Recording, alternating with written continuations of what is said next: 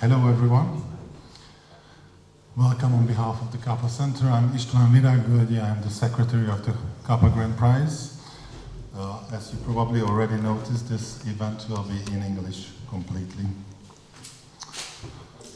The Capa Center established the Robert Capa Photography Grand Prize Hungary in 2014 to recognize the work of artists who produce an outstanding achievement in the field of Hungarian photography.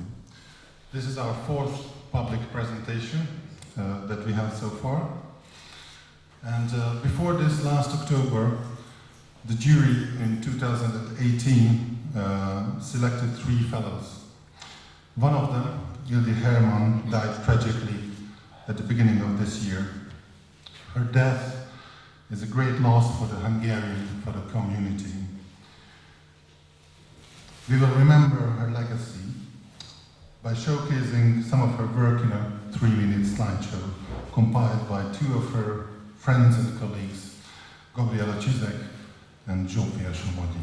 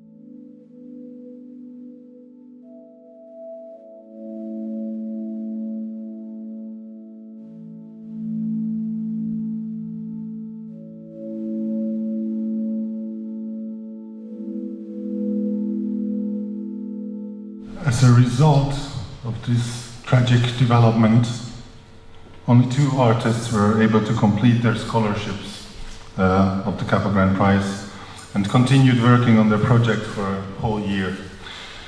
These bodies of works are exhibited now here around us. First, let me just remind that about every Capa Grand Prize winner, 2 juries decide. First, the fellowships are decided and then the Grand Prize winner.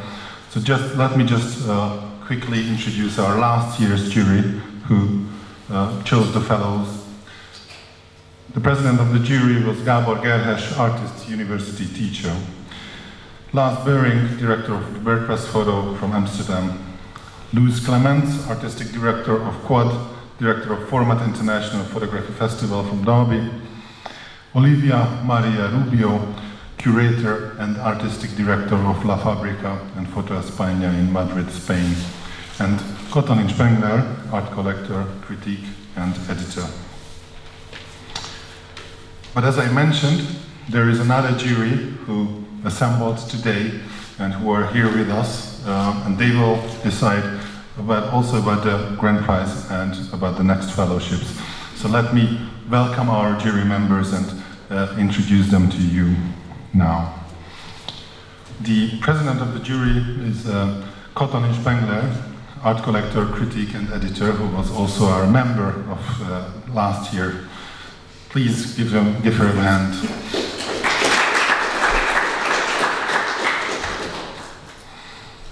Members of the jury are Arnis Balkos, photographer, editor-in-chief of FK magazine, and the director of Riga Photomans from Riga, Latvia. Please give him a hand as well. Emma Balkats, director of photography at the FT Weekend magazine in London, in the UK.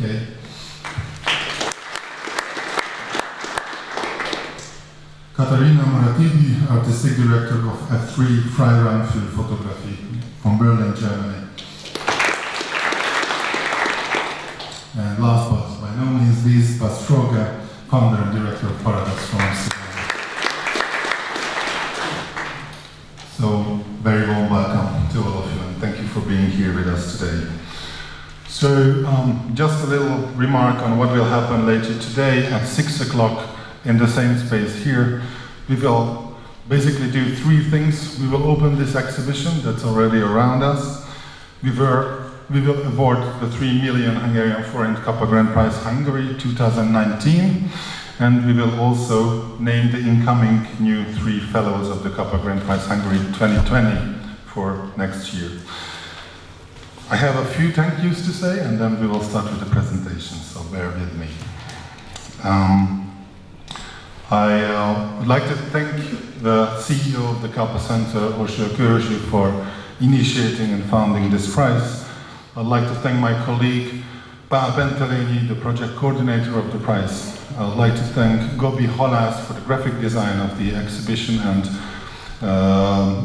website. For the installation of the exhibition, Robert Mayer, proofreading, Balázs Gáspár and Vivian Boronyák. The technical assistants, István Zoltán Bodor.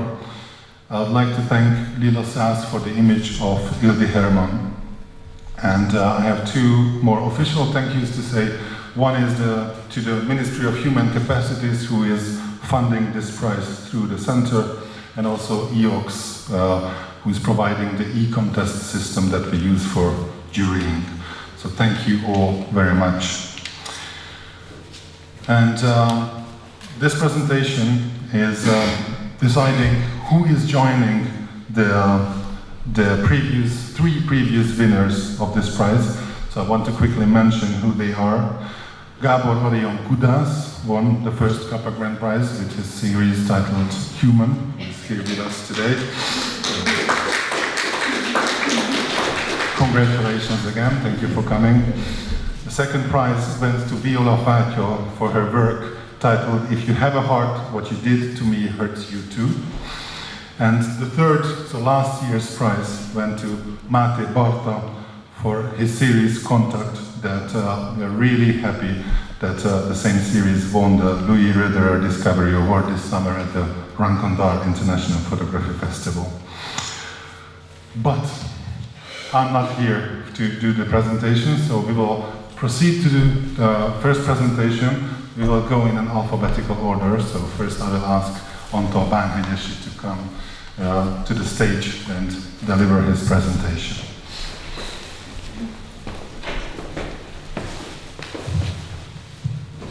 Please give him a hand.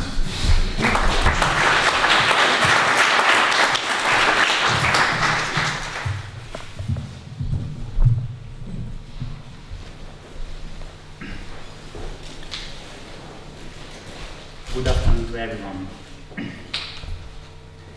In 2017 spring, I had the urge to get into the car and go, but not for traveling around Romania.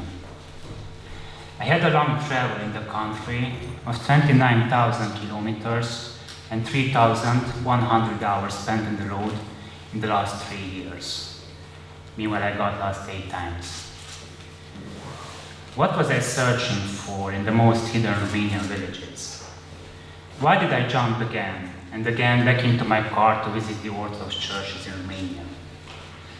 Why did I survey the Romanian Orthodox Church for a couple of years? My name is Antal Bánhegyesy. I am not Romanian, neither Orthodox. I went from one church to the other for 3 years, although I'm not religious. I was born in Transylvania, in Romania, in a Hungarian family. What leads me to an environment that I'm not part of, where I will be an outsider forever? I clearly remember my first steps, but I only found the answer later during my trips. There is a story in our family legendary about a Hungarian church in Élete, a town having 6,000 inhabitants, where the majority is Romanian. Let me tell you the story briefly. A church of more than 100 years old became the property of the Romanian Orthodox Church. Soon, the Orthodox Church started to build up another church over the old one. I remember how upset my father was when he heard about it. When there was a family gathering and he had the chance, he kept on saying what a disgraceful attempt it is to build out the Romanian church over a Hungarian one. This was the very first place that I visited when I started my journey. The first moment when I saw it was truly unforgettable. Imagine yourself in front of an old church that bears the traces of history being eaten by another one. I couldn't take my eyes off this phenomenon. Is it the symbol of oppression of Hungarian minorities in Transylvania? As I walked closer to the old church, I realized that my father was wrong. It was not a Hungarian church. It was a Romanian Greek Catholic church. But this was only the beginning. During my photography series, I ran into the most diverse stories, encounters, and conversations. There is one moment that I remember the most. I was shooting an Orthodox priest who at a certain moment started to approach me. He came closer and closer to me, then he slowly greeted me. At a certain moment, he grabbed my arm very strongly. I can still feel the grip of his hand biting into my flesh. He began talking to me, but he didn't let my arm go. I became more and more stressful, and I almost panicked. I had no idea what to do. What did he want from me, and what was I supposed to do? Should I nicely but firmly pull my arm away? Or should I ask him to let me free? In the end, I decided not to do anything, as actually he was talking to me very kindly. Can you imagine how controversial this situation was? I realized only later that I had a similar feeling in my childhood as well. I was born in a city that has double street names, a Hungarian and a Romanian one. And I was born in a family where, if by chance I used the Romanian name of a street, my father always corrected me immediately. Why is that wrong if I use the Romanian name of a street that is not even exposed in the streets? But let's go back to the weird scene with the priest. What did really happen? I was thinking for days, until the solution came to me. To figure it out, I had to go back to the church and meet the priest again. I asked him only one thing. Why did he squeeze my arm for almost 15 minutes? He seemed to be surprised and faintly smiled at me. After long thinking, he said, "This is how I wanted to feel your soul." I was wondering afterwards what did make me so stressful about this situation. Maybe the power relation that I sensed, the oppression that I experienced, or by any chance the aggression that was lying within this gesture. Unfortunately, these questions are not only relevant in my case, but in the history and the context of the Orthodox Church as well.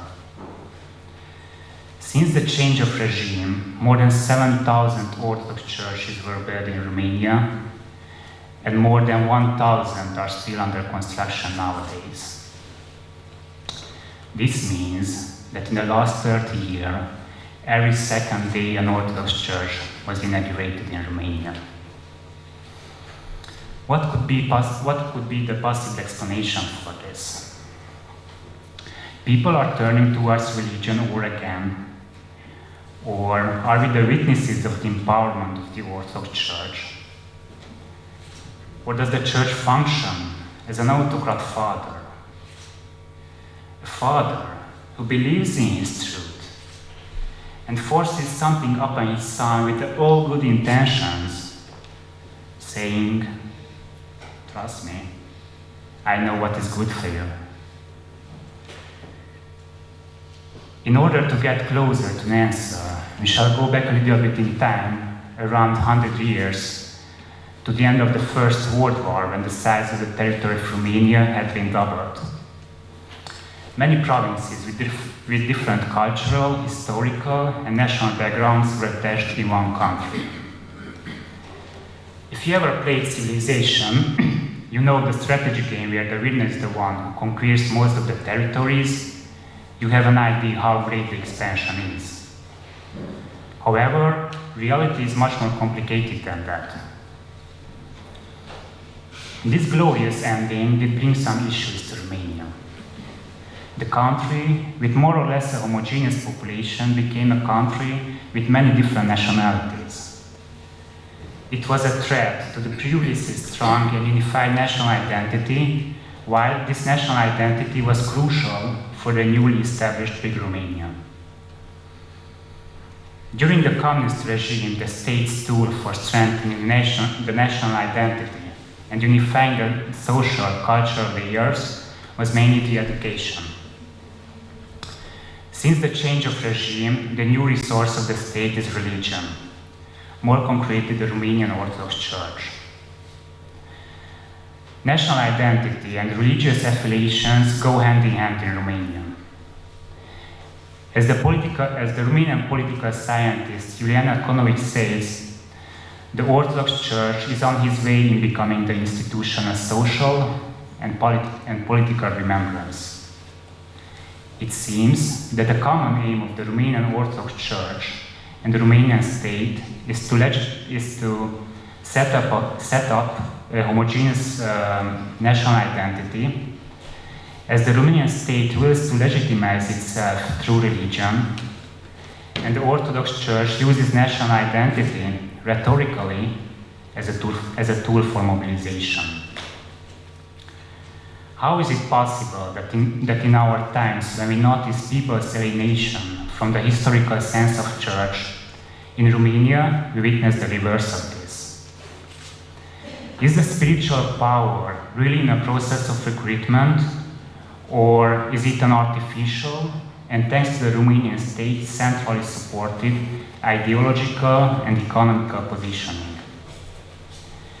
According to a survey from 2003, 90% of the Romanian population trusted in the Romanian Orthodox Church. In 2011, the same survey showed 84%. It doesn't seem a huge decrease, but in 2015, this percentage was only 58%. What can be the possible explanation for this?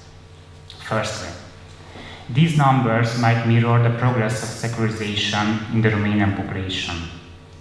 This is proved by the numbers.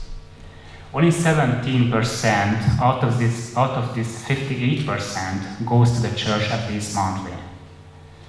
Secondly, the church is spectacular spreading all around the country. The visibility of its gorgeous wealth and unclear financial support might have caused this lack of trust as well. The yearly income of the Orthodox Church is higher than the second biggest Romanian city's yearly budget. And let me tell you one more data.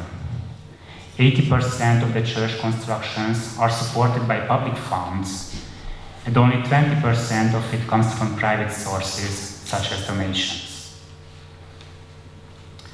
When I first started diving into this problem, I broached it as a Hungarian born in Transylvania. My original thought was that it is supposed to present the relation between Hungarian minority and Romanian majority. I could not have been more wrong. Behind this phenomenon, there is a much deeper truth. I realized that the eager church construction process might rather be seen as a campaign against the secularization in the Romanian population. Is it the sign of a desperate quest for creating a powerful infrastructure in order to reach people's souls in a more and more modern and secularized society? Or more precisely, it could be the sign how the church takes over the role of national identity formation, longing for hegemony, in the creation process of a politically governed and utopistic culturally homogeneous Romania. I wonder how would you feel if a priest would aggressively squeeze your arms while kindly talking to you and aiming to feel your souls. Thank you very much for your attention.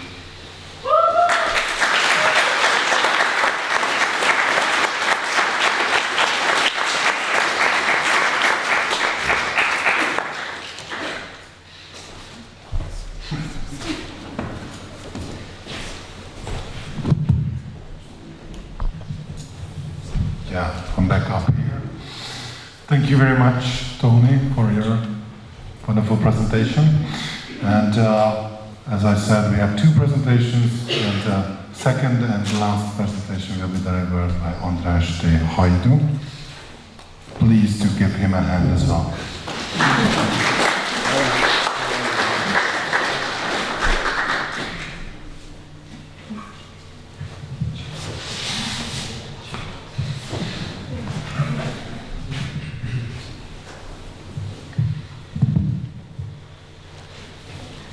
Thank you so much. My name is András D. Hajdú, and I'm a photojournalist, and I've been documenting the lives of Roma in Hungary and in the neighboring countries in the past, let's say, 12 or 15 years. Let me start by telling you a story. 7 years ago, I was photographing Hungarian prostitutes working in Zurich, Switzerland. They worked there because they could earn more than at home in Hungary. I met a girl, her name was Barbie. She was a 20-year-old prostitute who had earned a meager few hundred francs in 3 weeks. One day, we walked by a kebab restaurant where we saw an advertisement that they were hiring kitchen aid. Simple work for a good salary. I told Barbie, who grew up in a state care and had no family, that this is really a great opportunity for her to quit her current life. But I don't speak German, and how could I arrange my accommodation? She was totally frightened. We were talking for hours. I wanted to help her desperately. I told her that in Zurich there were lots of organizations specialized in such goals. I mean, all you have to do is to make the decision, and then she could stop getting in stranger cars for 30 francs, risking her life and health day by day. She was not listening. This would have been a too big step for her. So instead of change, she stuck with the 30 francs, a client job. It was the moment I realized telling her what to do is simply not enough. I should take her hand and lead her on the whole road. Only that would give her a chance. Then I returned to Hungary, and she stayed there in Zurich. 3 months later, I saw her again. She was back in Hungary, and she was pregnant, and she was working as a hooker by the side of the road 3, trying to put together the money to get an abortion. I have heard it a million times, and you too might have said it. Why doesn't she get a proper job? Or being poor doesn't mean she has to be neglected and filthy. 7 years ago, I just did that. I mean, the same thing. I wanted to make a 20-year-old uneducated Roma girl follow my advice. I didn't realize that this would never work because she has never learned, never seen a model how to get on. She could only do what she had seen and experienced around herself. And I've told the end of the story. When I started to plan the project Sofi's life, I decided that I would change the order of things. I want to learn every detail of the world I would be photographing. Now, I would like you to try to place yourself in the life of the family you will hear the facts about. The Bánhegyesy family I've been photographing for 4 years is an average Roma family in the eastern Hungarian region. The parents come from 2 neighboring villages. He was just 29 with only primary school education. During the summers, he works on road constructions in Slovakia, commuting 4 hours every day. He leaves at 4 o'clock for work, where he earns 30 or 40 euros a day. In the winter, he's in the local public employment chain, earning 180 euros per month, which is 6 euros a day. Vicky, the mother, she's 28, a mother of 7. She wants to be a hairdresser. As she's raising 6 children, does the laundry, cooks, cleans the house. She's too busy to work at the workplace. As a hairdresser, she could work at home while taking care of the children. Both parents are divorced, and both have families from their previous marriage. Vicky's 2 children from her previous marriage are raised by Vicky's father, who married Vicky's ex-mother-in-law. They cut contacts with Vicky, and they do not let her to see her children. Virag, Józsi's daughter from his previous marriage, is slightly mentally handicapped. With no special school in the region, she attends the normal primary school, but she is long behind her class. This summer, she went to live with her biological mother, who changed her mind after 2 months, and she sent back Virag to Józsi. Ever since, Virag is very unstable and regularly disappears from home. Laila is 6 years old, reaching school age next year, but she was born with a hard lip and cleft palate. Only her parents understand what she is saying. She had several operations, but the last, which one would finally solve the problem, is still years ahead. She's seeing a speech therapist once a week, although at least 3 times would be necessary. She cannot have the proper therapy because there is no development specialist available. She could go to a boarding school in Eger, but Józsi doesn't want her to go. He thinks a 6-year-old needs her family more than the development. Szofi is 7, at the right. He has done the first year of primary school, but failed. Why he's a smart kid, his parents with 5 other siblings don't have the time for him. The parents hope that the blue-eyed and white-skinned, non-Roma looking Szofi will have an easier life. There is no electricity and running water in the house.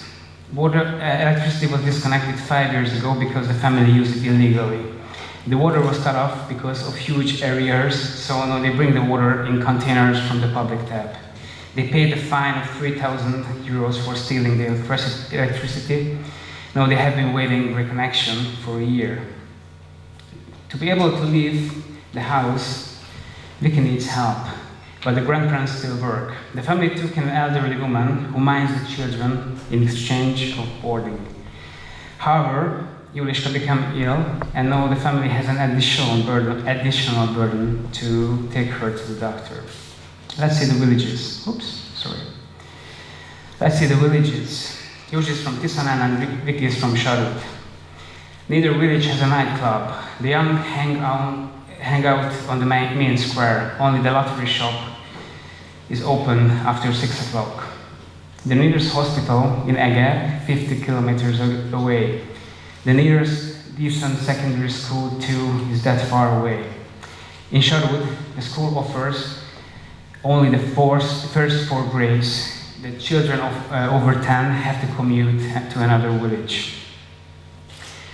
According to the 2011 census data, 1/4 of the population in Tiszanana are Roma and half in Sarud. The population fell 30% in both villages since the 1980s. People live for more affluent part of the country. About 20% of the houses in both villages have no bathrooms. When I first met the family to discuss the photo project, I took a notebook with me to write down the main important events they were foreseeing for next year to know when to make my visits.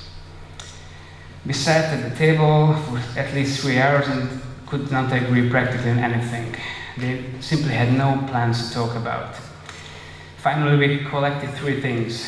Yoshi wants to raise pigs and learn how to drive because he needs driving license for work.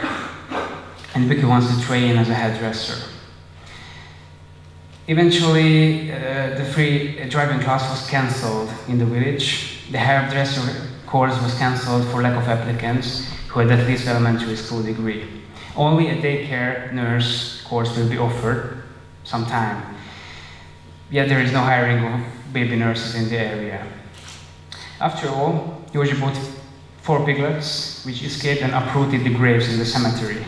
Yoshi was fine, paying the 300 euros in September, left them without money for firewood. The story is chaotic, tangled, depressing and bleak, even for me, who has been following the family for years. That's why I don't want to simplify their story, because the absurdity becomes apparent precisely through the complexity. What I think is that oversimplification leads to training thousands of baby nurses who will not find work and telling ourselves that we have helped. Now it's their turn to help themselves. And they go home, just as I went home from Zurich 7 years ago, saying that I had told Barbie what to do. Unfortunately, she didn't take my advice. Sophie's story has just begun. When looking at the pictures of the family, please do not forget the facts. Try to see Sophie's world from within. Thank you so much.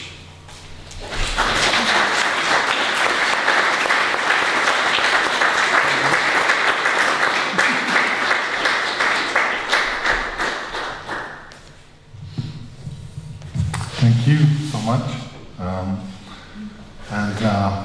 Thank you very much for both of you for working so hard and for creating such great bodies of work. I'm really impressed. And thank you for all your interest in the presentations. Thank you for coming.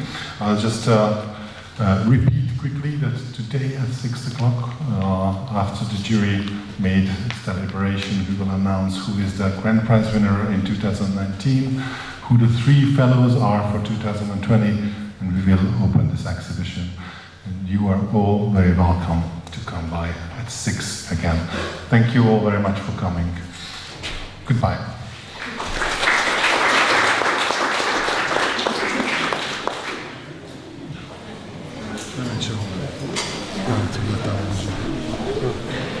Neked van?